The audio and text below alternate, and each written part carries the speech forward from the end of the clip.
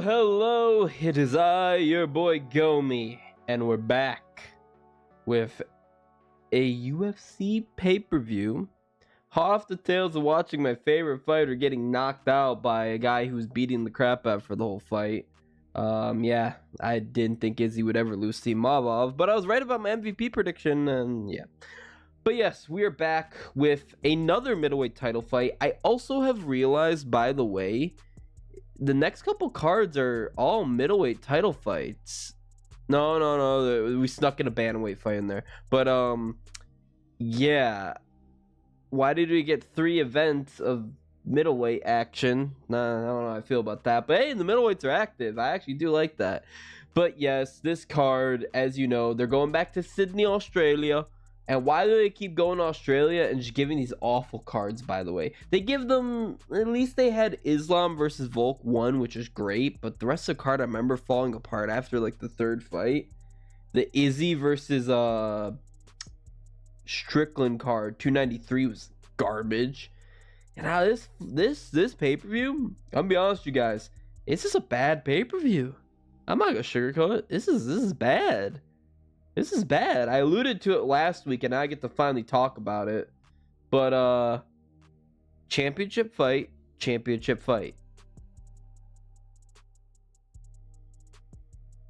Where's the ranks?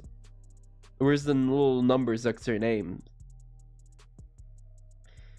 I'm not saying every card needs to be completely stacked to the brim with ranked fights, but for a numbered card, a pay-per-view nonetheless, we can't be having Justin Tafa, Jimmy Crute, and Jake Matthews there just because they're Aussie and New Zealand, dude. We no, man.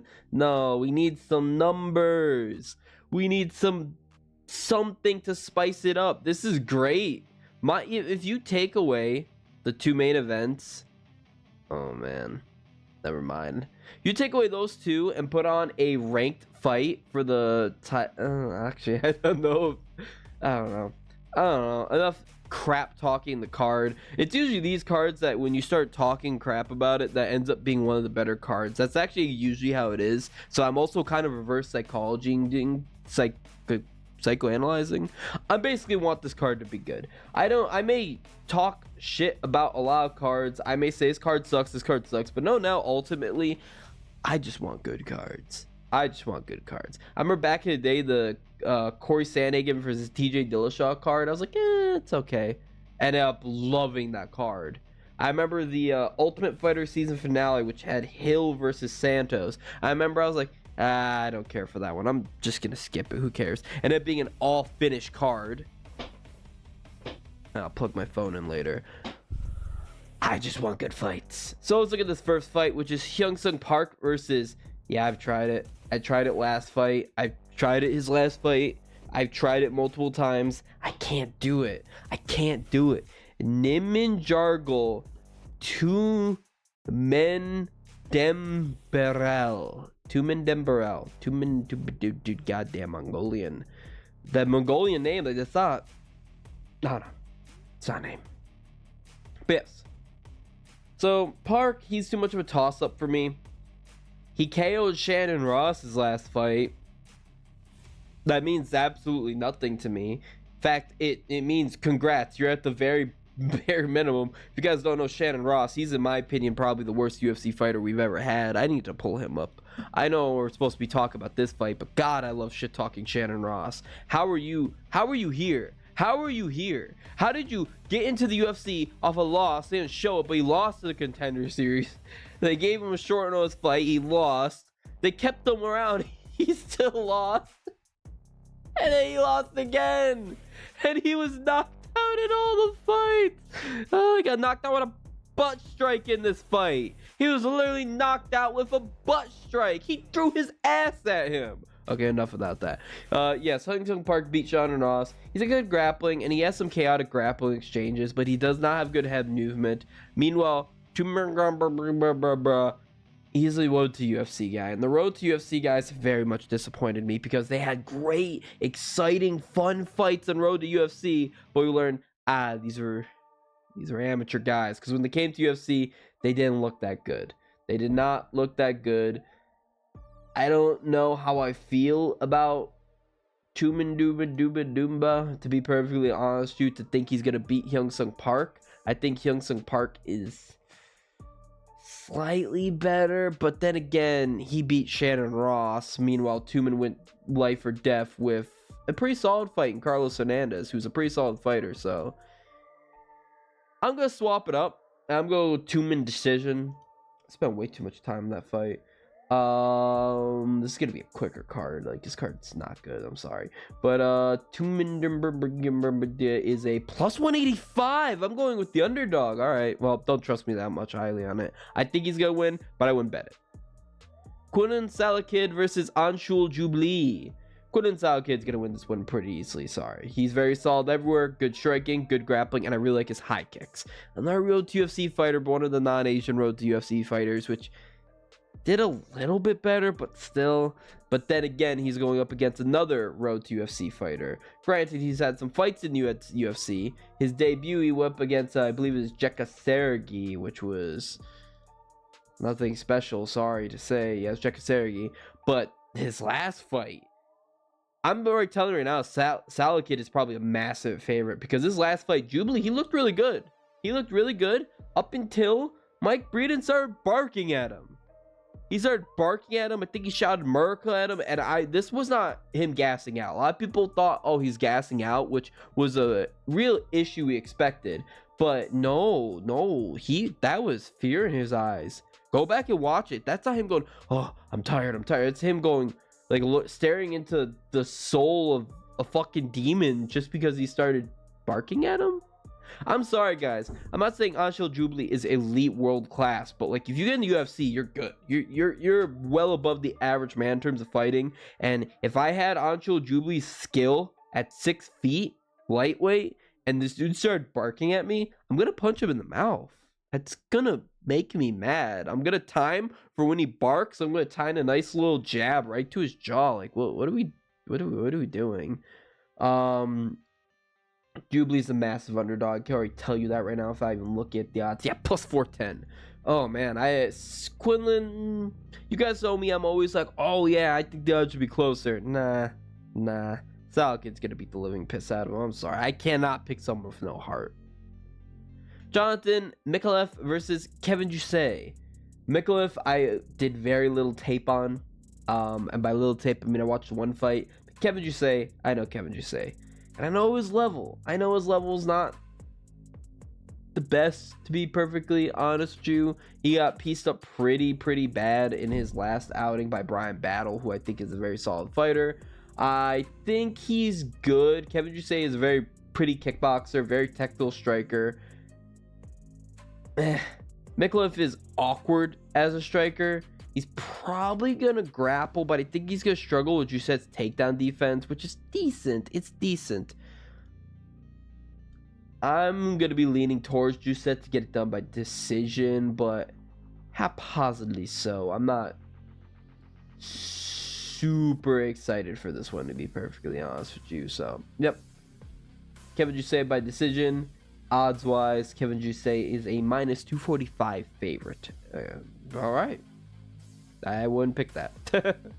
I wouldn't bet that 285. Rong Zhu versus Cody Steele. This short notice. Why can't I expand this? But yes, I don't have a whole ton of this fight because Rong Zhu, not good. Sorry to say. I don't think he's good. He's got a ton of fights, but when he goes up against quality opposition, he loses. Simple as that. Like Ignacio Bahamondes, for example. Meanwhile, Cody Steele, he scared off his opponent against the one dude, the only guy to ever beat Alex Pereira. I don't remember his name, but the guy, yeah, he was supposed to fight him on Contender Series, and they literally said he was just afraid. He had nerves in the hotel room and he didn't want to fight Cody Steele.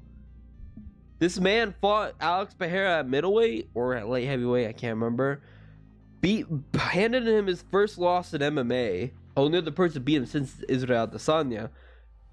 Yet you don't want to fight Cody Steele? How scary is Cody Steele? How scary is this man? But yeah, no, Cody Steele is overall a very good fighter. I don't think that's scary, but like, yeah, he's very good. He's got insane pressure and he's a really good striker, and that's all you really have to go off of. Rongju, I don't think is that good. I think Cody Steele will beat him up. I'm going to take Steele by TKO. Cody Steele is probably a big favorite, I'm going to assume. Not as big as I thought. Minus 225. I will agree with those odds, actually. I agree with those odds.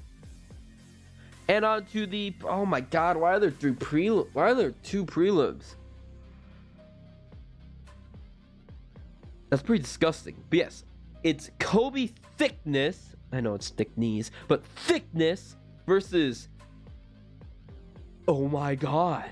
Topuria? Yes. Ilia Toporia's younger brother, Alexandre Topuria. In fact, this is Volk versus Ilia 2 before it happens, because Kobe Thickness is the primary training partner of Alexander Volkanovski. Both are weight down.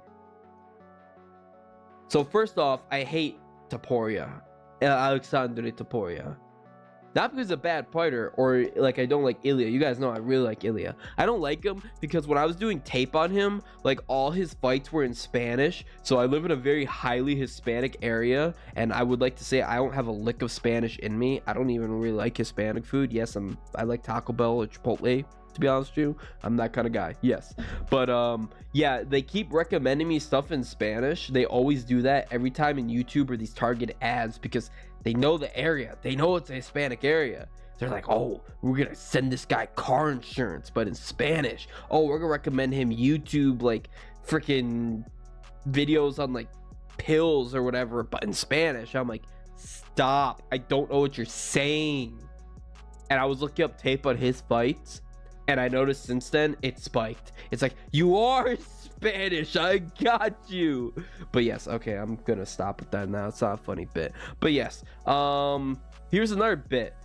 I'm not placing too much stock in this fight. Because what happens when you have a very accomplished MMA fighter who has a brother who comes in there? The Gilbert Burns to the Herbert Burns. The Kamaru Usman to the Muhammad Usman. The Johnny Walker to the Walter Walker. Hell, even the Chris Daukaus to the Kyle Daukaus were both garbage, but at least Kyle Daukaus got a rank, I believe. The younger brother ends up sucking. So that's why I don't want to pick Topuria. From what I've seen from Topuria, he's a discount Ilia Topuria. Don't get me wrong, I would love a bantamweight Topuria. If he was really, really good, he comes in there, he gets wins. I love that. Please get Rob out there, but I don't think that's going to happen. He's Ilia Topuria, but minus the grappling. He doesn't have the same grappling skills. He has the same kind of boxing style. Honestly, feels like he's copying it. And he has really good high kicks that he actually... Nah, not really good. But he has high kicks that he actually throws. Ilia Topuria's never thrown a high kick. I don't even think he's thrown a body kick. Kobe Thickness, though, is Volkanovski's training partner. And what's the last time it happened? You had a Icelandic or Oceanic, whatever it is. Yeah, Oceanic, forgive me. Who is a very popular top heavy, pound for pound fighter, and they had a training partner. Yeah, I think Isra Adesanya, Blood Diamond. So as it stands, this is discount Topuria versus Volk's heavy bag in my eye. And honestly, Kobe Thickness, I always saw one fight from him because god, it's impossible to find tape on the man. He fights like a discount version of Volk, but less power to him. And even Volk doesn't have a ton of power. So yeah. Topuria TKO, I guess. That's just kind of what I'm hoping, but I don't know. Odds, Topuria is probably a massive favorite. Jesus Christ. Minus 455. Is he the biggest favorite? No. He's tied for second with you. But yeah, nah. I'm gonna go a little bit faster again. Wang Kong versus Bruna Brazil. Wang Kong, yes, the one who was a minus 1100 and he got high kicked. Yes, she's still good. Accomplished Muay Thai fighter. She beat they're trying to do the whole Alex Pereira Izzy storyline, but with her and Valentina Shevchenko. But girl, you need to win the fight you're a minus 1100 favorite in. Bruna Brazil is a decent fighter. We saw her beat okay fighters like Molly McCann and stuff like that. And keep in mind, guys, she's a fighting nerd. She's the weaker of the fighting nerds, but a fighting nerd nonetheless against a busted prospect. I'm taking Bruna Brazil, believe it or not. I might even bet her because Wang Kong, yeah, you could say she just got caught, but like, I don't know. I think overrated. overrated. Overrated. And as I kind of spoiled, Wang Kong is a minus 455 favorite. Give me Bruno Brazil by submission. Tom Nolan versus Vilashov Boroshev, aka Slava Claus. This is a hard matchup to pick, I think. Boroshev, Slava Claus has not worked on his grappling. He's trying to conceive you and fool you that he did. He's still the same guy. But the thing is, if it's standing, he runs through people like a buzzsaw, other than Chase Hooper. Tom Nolan can just copy the same thing Chase Hooper did. He's not the same level grappler as a Chase Hooper, but he is some decent grappling. He primarily wants to strike, which he'll lose in the striking realm against Slava Claus. But if he just mixes in takedowns and put in the takedown threat, it'll go like the Hooper fight, because Slava Claus is terrified of the fight going to the ground. That's why Hooper's able to drop him. Not like Hooper has some kind of elite Omega level striking out of nowhere, but he'll punch him in the face, and he will more than likely get a knockout over, or knockdown over Slava Claus. And Tom Nolan, I think, could take it overall. I'm going to take Tom Nolan decision. I feel he's probably going to be a decent favorite. Wow. I keep picking underdogs. Oh, God, I've been picking so many underdogs. But yes, Tom Nolan is plus 114. Slava Claus is a minus 135 favorite. I'm scared. I'm not betting. I should bet this. I'm betting. Jack Jenkins versus Gabriel Santos. I like Jack Jenkins. I think Jack Jenkins is a very solid fighter. He can be technical, but he can throw down occasionally. He's a solid striker, not an elite finisher, but he's super good on the feet. And he has solid takedown defense too, and his leg kicks are good. There are some times where the grappling exchanges can get worrying from him, but I think he's good at keeping it on the feet and kicking out the opponent's legs.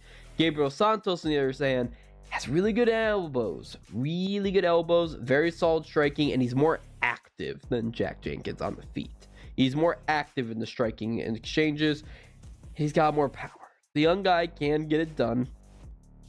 I'm leaning slightly towards Jack Jenkins, especially with the home crowd advantage, but that didn't help him out 2 fights ago. Was it 2 fights ago? When's the last fight he lost? Yes. It was 2 fights ago against Chepe Mariscal, where he basically broke his arm. So that could worry me, but I don't know. I'm gonna be taking Jack Jenkins. Am I taking the under? I took another underdog. Oh no, I have to bet it now. But yes, give me Jack Jenkins to get it done via decision. Actually, I think he'll get it done on the cards. Gabriel Santos is a minus 230 favorite to a plus 190 underdog for Jack Jenkins. And now you wouldn't think it, but we're on to the main card, and we have Jake Matthews versus Francisco Prado. Look at that jawline. What are we doing, man? Jake Matthews is a very off-on fighter. He's a pressure fighter, and he does good at sicking in your face and peppering you. That's it. He has a ton of UFC fights. He has a ton of experience, way more experience at the higher level. Prado, he's also an off-on fighter. He's been trading wins and losses. But he has less fights. He only has 2 losses, that's the thing.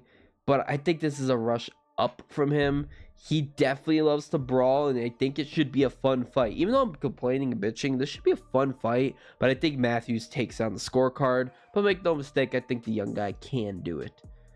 He's probably a big favorite, probably. I'm probably picking the underdog again, aren't I? Tell me I am. Just tell me. No, Jake Matthews, minus 218. Okay. And Prado's plus 180. Interesting. The amount of times I've been watching Jimmy Crute for years now, and I keep going, I think it's it for him. But only today, I looked at this man's age. He's my age. Jimmy Crute is my age. I am the same age as this man. I would have went to high school with this man. When did he get absolutely like ass blasted by Anthony Smith with a leg kick? Oh damn, that was 3 years ago, bro. No, nah. Rodolfo Bellato can be a little bit sloppy on the feet. He has a ton of heart. I think he's gonna beat up Jimmy Crute. Jimmy Crute retired after the Menafield fight. He got knocked out by Hill. I don't know, man. I mean, people thought I was insane for thinking that Alonzo Menafield was gonna beat him in that fight. By the way, nah, I called that shit. I called that. But, dude, yeah, no. Give me Rodolfo Bellato. That's a horrible, horrible main card. And then the third fight, the featured bout, is another Tafa fight. Justin Tafa's back at it again against Taliesin Teixeira. Yeah, a debutante. I got stunned by a debutante being on the main card. Taliesin Teixeira is big. He is massive for the weight class, and he has a big reach advantage. Justin Tafa swing and bang. That's all I can tell you. I think Taliesin Teixeira is going to be the better grappler, having a black belt in Brazilian Jiu-Jitsu, which we've never seen him use in MMA. If he wants to grapple, he can grapple. The takedown defense of Tafas are alright, but their leg kick defense is piss poor, and they're swing and bang. If he swing and bang, he'll lose. If he doesn't swing and bang, he'll probably win. And that's basically it for Taliesin Teixeira. I wrote down in my notes. You know what I wrote down in my notes? I wrote down TKO. TKO for who? I don't give a damn. You pick. You pick. Oh, the odds. Of course. I don't think I said Crute. By the way, Crute is a plus 140 underdog. Bellato's 166. And Tafa is a plus 120 underdog. And Taliesin Teixeira is minus 142. On to the co-main event of the evening, which I have cards for because these are actually fights. I will be honest, the main event is not what I wanted and not what most people wanted. It's still a good fight. It's an okay fight. It's aight. It's a Sean Strickland fight. But it's a Dricus fight. But it's... Yeah. But yes. Zhang Weili is going to be in a strawweight title fight against Tatiana Suarez, finally getting her title shot. Zhang Weili is 35 years old, 25 wins, 3 losses, 11 knockouts, 8 submissions, 5'4" in terms of height, switch stance, 63-inch reach disadvantage, a 2.51 takedown average, a 62.21% significant strike accuracy, minus 110, pick 'em. Significant wins are Yan Zhaonan, Amanda Lemos, Carla Esparza, and Joanna Jędrzejczyk. Twice. I don't know, I did write twice. So, Tatiana Suarez is going to be 34 years old, 11 wins, no losses. Damn inactive. 2 knockouts, 6 submissions, 5'5" in terms of height, 66-inch reach advantage, southpaw stance, 6.20 takedown average, a 71.92% significant strike accuracy. Keep in mind that's due to her takedowns. Most of her shots are laying on the ground. A minus, and also not that many. Minus 110 pick'em. She has significant wins over Jessica Andrade, which I saw that fight live. And that was her last fight, and that was freaking years ago. It was actually almost 1 year ago. Montana De La Rosa, Carla Esparza, and Alexa Grasso. Yes, Tatiana Suarez actually has some really good wins to her. You wouldn't think so, because those wins are so many goddamn years ago. When did she fight Carla Esparza and Alexa Grasso? Before they were champions. Well, before they were champions. Man, I don't even remember when. I think that was pre-UFC too, actually. But yes, this is going to be a pretty solid fight. I'm surprised the odds are that close, but I guess it makes sense because it's hard to say. It's really hard to say. I guess it makes sense because Tatiana Suarez has a avenue to victory that Rose Namajunas, of all people, used to beat Zhang Weili many years ago. But after the insane head kick KO, which was on the same card where Jimmy Crute got destroyed by Anthony Smith. That's a great card. I missed 261. I missed those days. But yes, Zhang Weili got knocked out. Then in the rematch at Madison Square Garden, Zhang Weili got absolutely destroyed in the wrestling aspect by Rose Namajunas. Well, not destroyed. It was a very, very close, controversial fight. But yeah, it's one thing to mention. She's still, since I worked on it, like she wasn't able to get taken down really by Carlos Esparza. Yan Zhao when she got tired, and Lemos not really. But we have seen Zhang Weili slow down. Yes, she did almost finish Yan Zhao, which is why she slowed down the fight. But the Lemos fight, she didn't look that great. She didn't look as great as she did against Esparza and Jędrzejczyk. The main thing killing Zhang Weili is her inactivity. She's fighting once a year ever since the Esparza fight. But she's somehow still more active than Tatiana Suarez. Tatiana Suarez fought twice in 2023. She didn't fight for 4 years. Her last fight in 2019, and that was her only fight. And she didn't fight till 2018. Like, she just does not fight that much at all. So I can't place much stock in that, especially coming off a long layoff. That's what sold me. I thought it was a very, very close fight, but I think Zhang Weili is still more active overall than Tatiana Suarez, and she's improved her grappling. And that's the thing. Tatiana Suarez, her grappling is insane. If it goes down to the ground, Tatiana Suarez wins this fight. Absolutely. If it stays on the feet, Zhang Weili, I think, pieces her up. I don't think her striking's all of that, to be honest with you. I don't think it's good at all, really. She just has a very awkward build, and she has a reach advantage, which helps her out with some good jabs and stuff like that. But Zhang Weili, I think, is a more accomplished striker overall. But we have seen a tendency in her fight to just try and coast with the grappling, and she struggles listening to her coaches a little bit. Watching the Yan Zhao fight, they kept telling her, stop kicking, you're getting countered off the kicks, which is a possibility in this fight, and she just kept doing it. And they're like, why? So I'm gonna go Zhang Weili to get it done by actually decision, believe it or not. I think she'll piece her up. I think it'll be a little bit slower paced fight, and I think wearing roughs is gonna be a thing for Tatiana Suarez. So Zhang Weili, get it done by decision. That's a hard one though. Make no mistake, if you're on the Tatiana Suarez end, more power to you. And then the main event of the evening, the middleweight title fight that nobody asked for except for the 7 diehard Strickland fans. Besides the fact they don't like Strickland as a person or a fighter, besides the fact he's simply boring, but besides all that, Dricus du Plessis versus Khamzat Chimaev is a fight I want to see. That's a fight we all want to see. That's a good fight. That's a really, really good fight. That's a fight that gets me out of my seat. Not this rematch of a fight that wasn't that good. Like, Strickland managed to give du Plessis his like lamest fight, and even it was still good, but like that was the weakest du Plessis fight. And it's because of Strickland's style, which I'll break down in a minute. But first off, middleweight title fight. Dricus du Plessis is 31 years of age, 22 wins, 2 losses. He has 9 KOs, 11 submissions. Mwah, chef's kiss.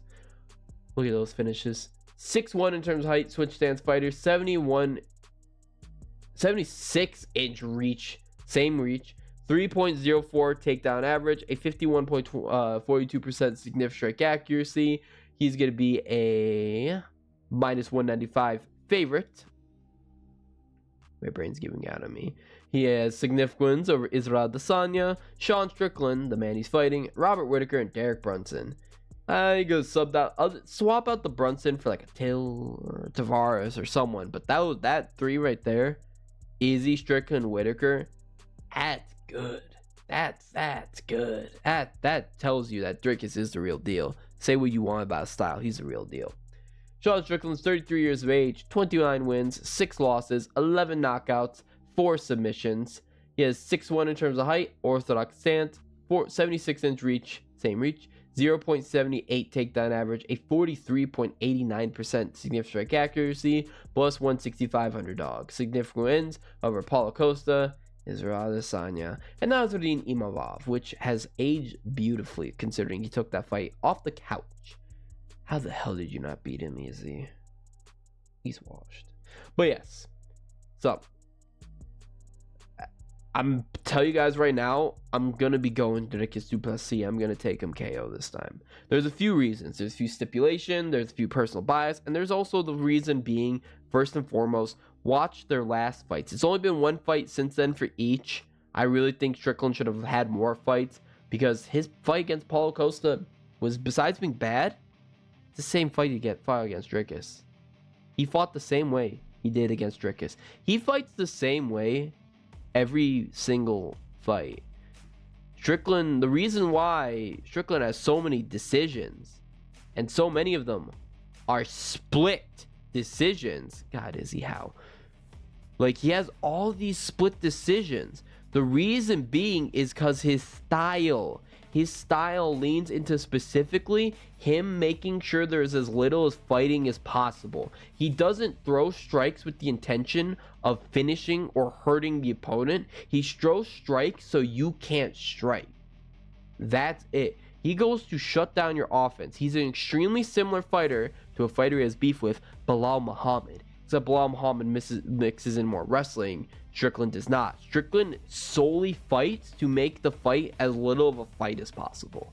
But because how he does that is he throws little shots, teeps, jabs. All those do is they stop your momentum.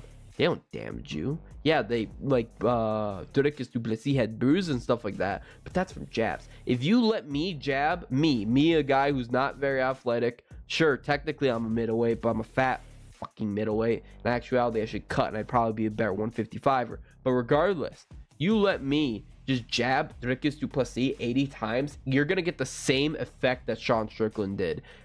There is no power or pop on those shots because of how he flares his elbows. But what he does is he wants to confuse you and the judges into thinking it was more of a fight than it actually was by just pitter-patter, freaking shoe shining the opponent for the entire time, to the point where you question, man, Strickland landed 10 little jabs. What did more damage? Because that's what scored. Those 10 jabs or the one haymaker that just rocked Strickland or did good damage? Some people are going to say the 10 shots. Some people are going to say the one heavy shot. That's it. That's even why the Costa fight was a split decision. Despite him absolutely winning, it's because one judge was like, all right, Costa landed one shot. What'd Strickland do? I didn't do any damage. Oh, another shot. Oh, he like hit him like 4 times. I don't think he even felt those. So who did more damage? That's how he fights. That's why he has so many split decisions. You don't believe me? That's why. That's why he split decision against Costa, against Dricus, against Cannonier, against what was his name? Was it Hermanson? Yeah, it's Hermanson. That's why he has those. And I'll be honest with you, like, outside of the Costa and Hermanson fight, he lost all those other ones. He lost against Cannonier and he lost against Dricus du Plessis. And I think he'll lose again. Another stipulation, or no, not actually our analysis, is that Dricus du Plessis leveled up. Like, he went up against Izzy and he finished Izzy. First guy to ever submit Izzy. He's improved from that. You improved from fighting differently and fighting different styles and changing up.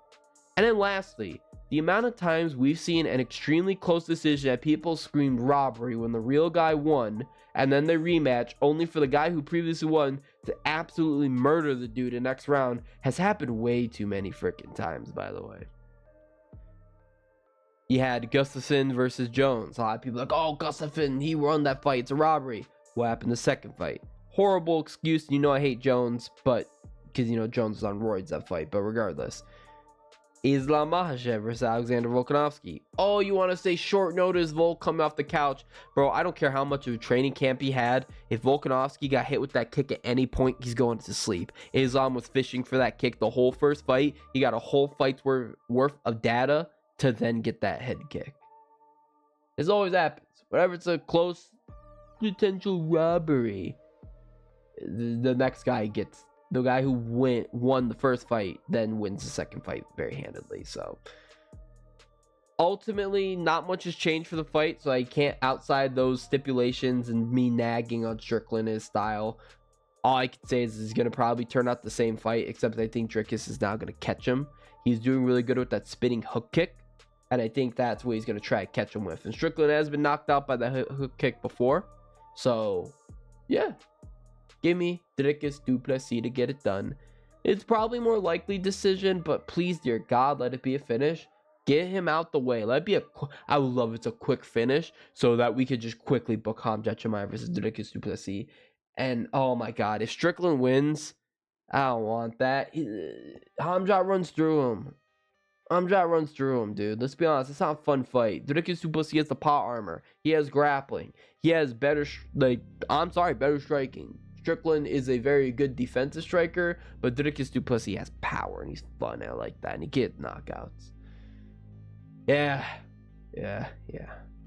So, yeah. That has been it for UFC 312. I actually went a little bit longer than I thought it would, but,